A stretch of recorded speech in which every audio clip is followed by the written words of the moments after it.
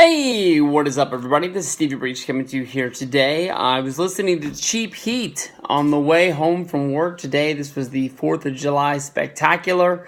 And on there, they talked about Peter Rosenberg joining ESPN's Get Up show to give off a list of his top 5 professional wrestlers. This was called Rosenberg's Top 5 Wrestlers.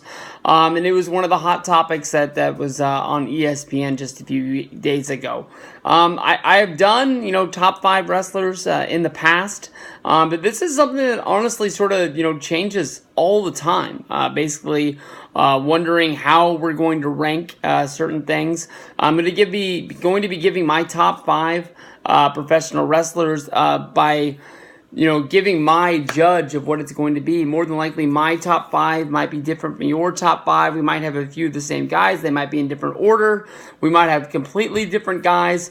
When I think about, top 5 professional wrestlers, I think about, the believability of the character. I think that in-ring work, as well as promos, goes along with, being a really good wrestler. And then I think about what their longevity is in wrestling, how much their character means today, even though they're not wrestling, how much they're going to matter into the future, and what, they did to change the game.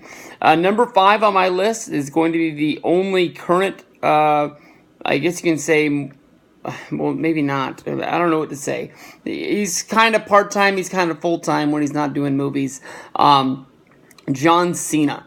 Although he does wrestle for an era that most people sort of look at as sort of not what the 80s or the 90s or even the 2000s was. He's a guy that people love to hate.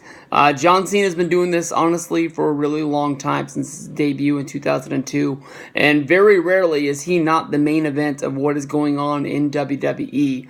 Now that he is sort of fading away, he's there for the WrestleMania, Survivor Series, SummerSlam, WrestleMania. He's there for the big ones. He's still able to, do television in the time he is wrestling, not making movies. I think that Cena's been one of the biggest names there is to bring fans into wrestling, for them to subscribe to the WWE Network and to be able to go back and watch the old things, to sort of fall in love with the other eras. So John Cena is number 5 on my list. Number 4 on my list is going to be Ric Flair. Ric Flair, to me, honestly, is one of the best wrestlers that when I go back and watch old matches that I'd never seen before, always find ways to really surprise me. I did watch Ric Flair in the early 90s. In WWF, and then for him to leave, and for him to, be around in WCW when I started watching WCW Nitro. More than likely, the Ric Flair that I remember is half of the Ric Flair that was, tearing it up in the 70s and 80s. And, I do admit to not knowing the real Ric Flair, and that's probably why he's lower on my list than he will be on a lot of other lists. It was very much a surprise when I would wake up early to watch WCW's Saturday morning show or the Power Hour or something like that.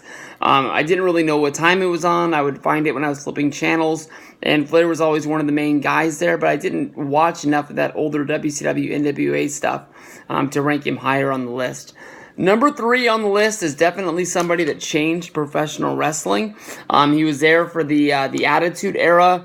He's probably the one guy that pushed us into that with the whole Austin 316 and the whole Austin versus McMahon.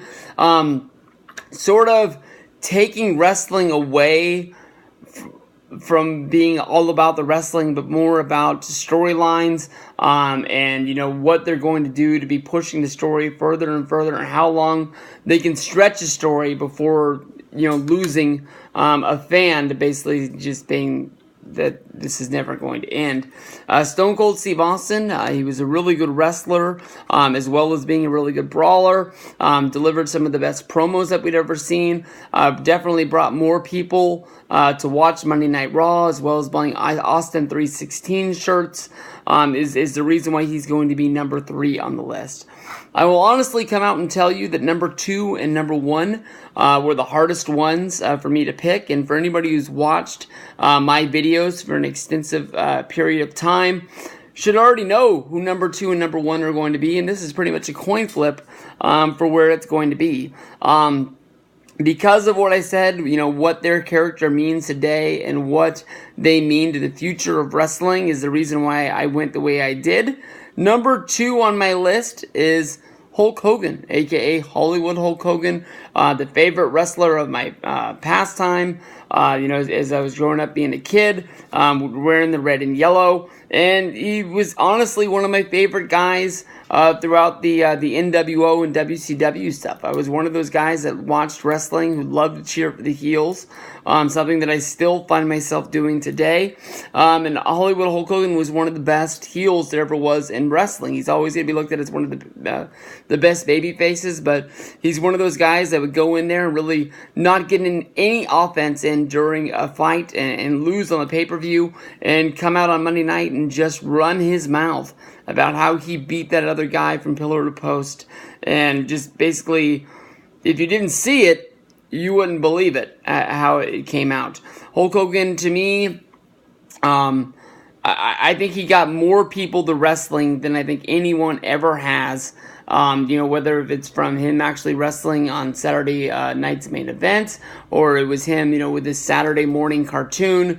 Vince knew how to push this guy to put him in the limelight of, saying your prayers and taking your vitamins. I really wish that Hogan was somehow involved in the WWE today.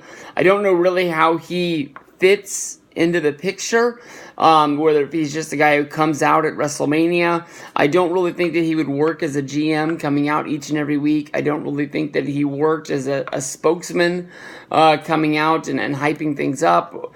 I didn't really think that he worked hyping up big matches where they'd bring him, Ric Flair, and Shawn Michaels out to talk about who's going to win the Hell in the Cell between Undertaker and